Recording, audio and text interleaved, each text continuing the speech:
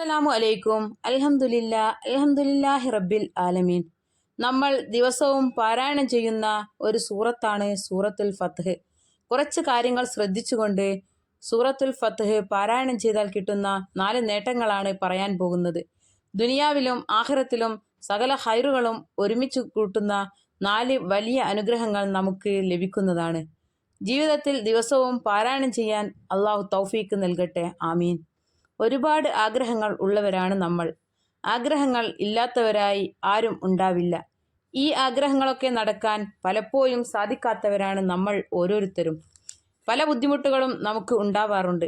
എന്നാൽ ഈ സൂറത്ത് കുറച്ച് കാര്യങ്ങൾ ശ്രദ്ധിച്ചുകൊണ്ട് പാരായണം ചെയ്താൽ 100% ഫലം കിട്ടുന്നതാണ്. ഒരുപാട് ആളുകൾക്ക് ഫലം കിട്ടിയതാണ്. പല വീഡിയോകളിലും നമ്മൾ കമൻറ്റുകൾ വായിച്ചതാണ്. 100% ഫലമുള്ളതാണ്. എങ്ങനെയാണ് സൂറത്തുൽ ഫത്ഹ് ഓതേണ്ടത് എന്ന് പറഞ്ഞു തരാം. ആദ്യം നമുക്ക് വുളൂ ഉണ്ടായിരിക്കണം. വുളൂ ഇല്ലാതെ നമ്മൾ ഖുർആൻ ഓതുകയോ തൊടുകയോ ചെയ്യരുത്. ആദ്യം വുളൂ ചെയ്ത് കിബിലക്ക് മുന്നിട്ട് കൊണ്ടാണ് ഇരിക്കേണ്ടത്. ഔദ് ഓതിയതിനു ശേഷം ബിസ്മി ചൊല്ലുക.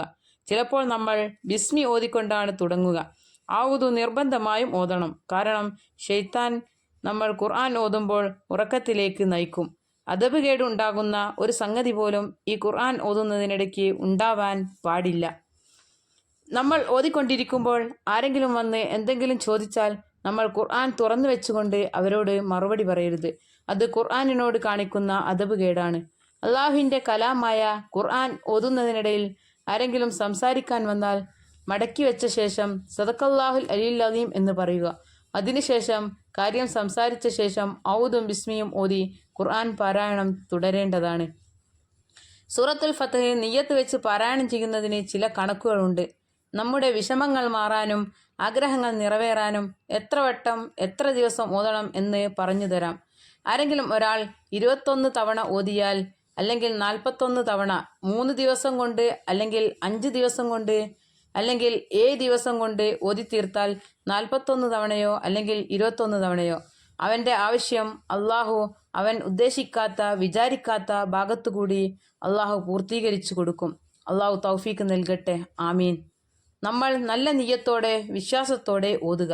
ജോലി ഇല്ലാത്തവർ ഉണ്ടാകും. അതുപോലെ തന്നെ വീട് ഉണ്ടാവാനും. കാരണം ദുനിയാവിലെ എല്ലാവരുടെയും ഏറ്റവും വലിയ ഒരു ആഗ്രഹമാണ് വീട് എന്ന സ്വപ്നം. മക്കളും ഉമ്മയും ഉപ്പയും ഭാര്യയും സഹോദരിയുമായി നിൽക്കാൻ സ്വന്തമായി വീടുണ്ടാവുക എന്നത് എല്ലാവരുടെയും വലിയൊരു സ്വപ്നമാണ്. അള്ളാഹു സാധിച്ചു തരട്ടെ. ആമീൻ. അതുപോലെ തന്നെ നല്ലൊരു വാഹനം, അതുപോലെ തന്നെ നല്ല മക്കളെ ലഭിക്കാൻ ഒരുപാട് പേരുണ്ട് മക്കളില്ലാത്തവർ. അതുപോലെ തന്നെ വിവാഹപ്രായം എത്തിയിട്ട് നല്ല ഇണകളെ കിട്ടാൻ ഒരുപാട് പേരുണ്ട് വിവാഹം ശരിയാകാതെ സങ്കടപ്പെടുന്നവർ. ഇങ്ങനെ പല ആഗ്രഹങ്ങളുമുണ്ട് നമുക്ക്. ഇതൊക്കെ നടന്നു കിട്ടാൻ പൂവണിയാൻ ഉള്ള മാർഗമാണ്, ഏറ്റവും ഉദാത്തമായ ഒരു മാർഗമാണ് സൂറത്തുൽ ഫത്ഹ്. സൂറത്തുൽ ഫത്ഹ് നിങ്ങൾ പാരായണം ചെയ്തു കഴിഞ്ഞാൽ 100% നിങ്ങളുടെ ആഗ്രഹങ്ങൾ നിറവേറാൻ മതിയായതാണ്. നമ്മൾ എന്താണോ ആഗ്രഹിക്കുന്നത് അത് നല്ല നിയ്യത്തോടു കൂടി ഈ പറയുന്ന എണ്ണത്തിന് അനുസരിച്ച് ഓതിയാൽ എല്ലാ കാര്യങ്ങളും നടക്കും.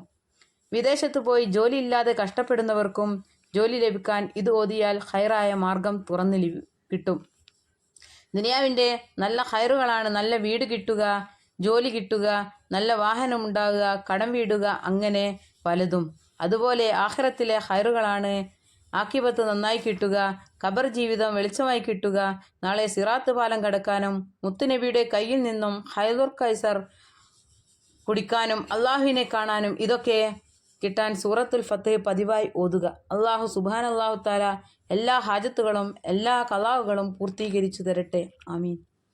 ഫത്ഹ് പാരായണം ചെയ്യുന്നത് മൂലം സകല വെറുക്കപ്പെടുന്ന സംഗതികളും ബുദ്ധിമുട്ടുണ്ടാക്കുന്ന എല്ലാ വിഷമതകളും തട്ടി നീക്കപ്പെടും.